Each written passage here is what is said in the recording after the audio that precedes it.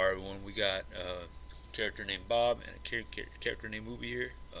These are immobile, non-dynamic characters. I'm just trying to kind of demonstrate what should not happen in art in general, as to draw or paint or sculpt a static character, meaning one that is not moving.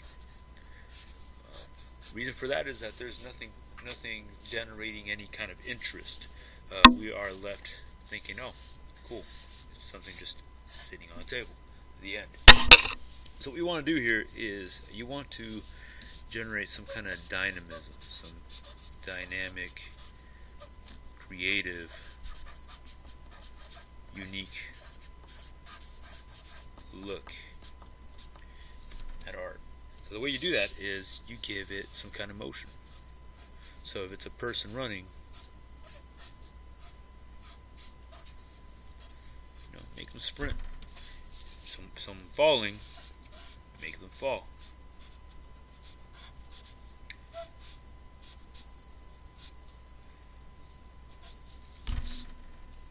If it's a cheetah, make it sprint. I don't know what a cheetah looks like, so here we go. Try drawing. Whatever a cheetah looks like when it's running. I just want to make it try to run in some way. Alright, so the idea here is that your first project it has to be something captured in a brief moment. Boom, boom. Each one of those has generated some kind of visual interest by telling you more of a story. What that leaves you wondering a little bit about the project, about your character. Here we go. Creates a better story. Round 2. Alright, everyone, we're going to talk about motion here. The idea behind a sculpture in motion is that you capture it in a still frame of it in some generated movement. So the first thing you do is you take your phone and you Google that thing. Let's say it's Kobe Bryant, right?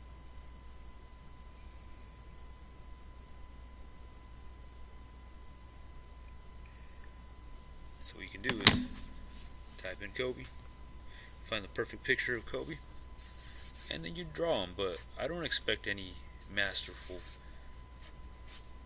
art here. What I want you to do is just generate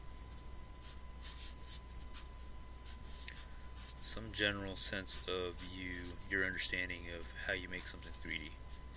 So if it's something like that, that would work for me. Don't worry about how you're going to display them, how you're going to hold them up. The idea is that you just kind of draw a general sense of the character, person, animal, object that you're trying to sculpt. Alright, so I mean, if you don't like that one, maybe you find a different one of Kobe. This still counts as sketch number 1. Sketch number 2 would be Kobe doing a different pose. Ball down here, stick figure. Again, doesn't have to be perfect. Just get some sense of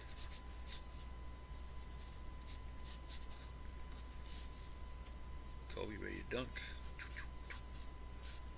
There you go. Dunk. Alright. How about a third or fourth or fifth Kobe? That was pretty good.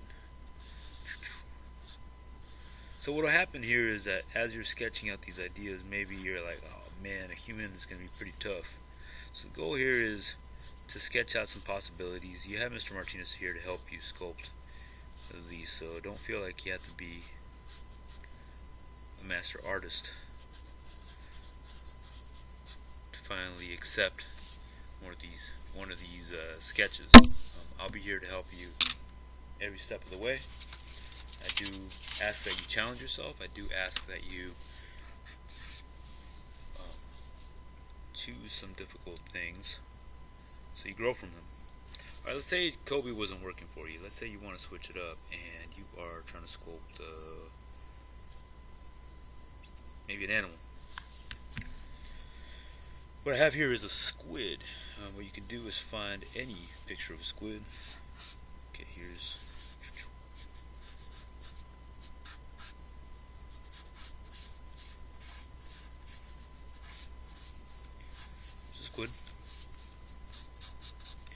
you make it move? Maybe it's blasting off.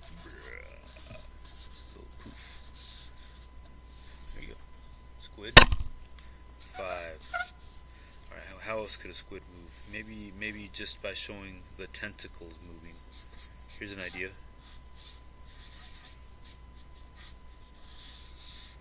What if the squid was sticking out here and sticking out?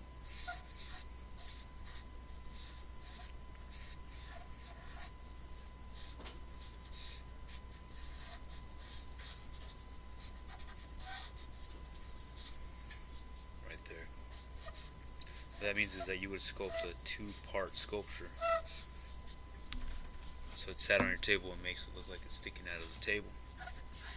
Alright, what if squids aren't working for you? What if you wanted to sculpt an inanimate object? That means an object that's not living.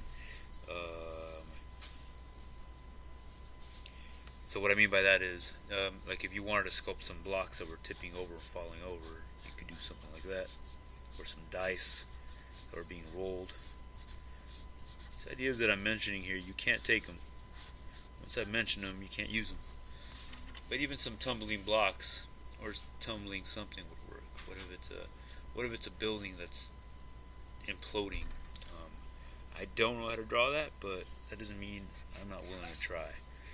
All right, so the question is, how do you take a car? Let's say, I used to own one of these, so I'm kind of partial to it. 1968 Ford Fairlane. I should have typed that in. Okay, it was something like that one. Alright, so what if I took this and drew it? Now the problem is, it's going to look like it's not moving at all if I just draw it.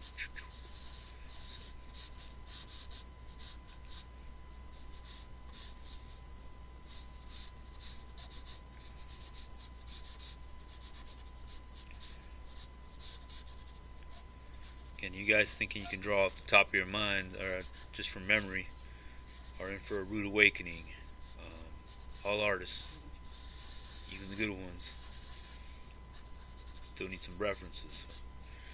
So once you draw it, okay, the question is, how do you make this look like it's moving? Because right now it looks like it's parked, right? So how do you do that? Maybe you make it look like it's peeling out. There you go. So you would have to sculpt these little poofs right here. You can make it look like it's launching off a cliffside. I don't know, just anything that makes it look like it's captured in motion. One thing you cannot do is make it look like it's parking. So here's a cliff.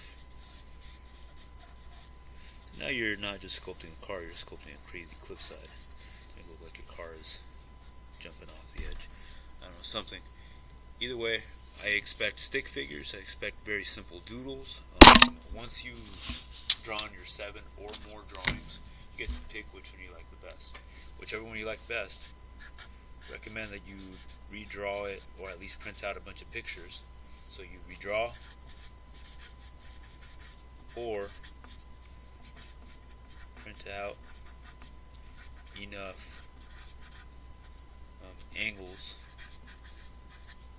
so you can actually sculpt this from multiple angles. Alright, remember, you're not drawing this, so it's not going to be flat. You don't only have to focus from one side, you have to focus pretty much from every single side. So it's like drawing, but in 360 degrees. So think about it from every angle.